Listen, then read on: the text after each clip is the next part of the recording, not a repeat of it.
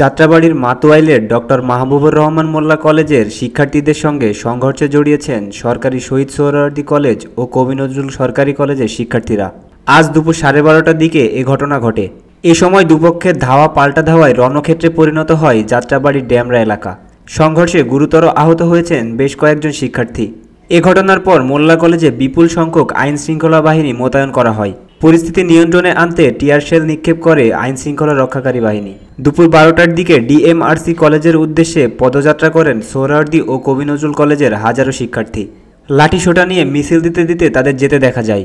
পরে মোল্লা কলেজের ভবনে হামলা চালিয়ে ভাঙচুর চালানো হয়। পরবর্তীতে ডিএমআরসির শিক্ষার্থীরা ধাওয়া দিলে পিছু হটেন সোহরাওয়ার্দী ও কবি নজরুল কলেজের শিক্ষার্থীরা। এর আগে সকাল 10টার দিকে আলটিমেটাম অনুযায়ী সমাধান না পাওয়ায় দুটি শিক্ষা প্রতিষ্ঠানের শিক্ষার্থীরা বাহাদুর শাহ পার্কের সামনে লাঠিসোঁটা নিয়ে জড়ো হতে থাকেন। পরে বেলা 11টার দিকে বিক্ষুব্ধ শিক্ষার্থীরা রায়সাহেব বাজারের দিকে অগ্রসর হন। একই সঙ্গে জড়ো হতে থাকে 7 কলেজের শিক্ষার্থীরা।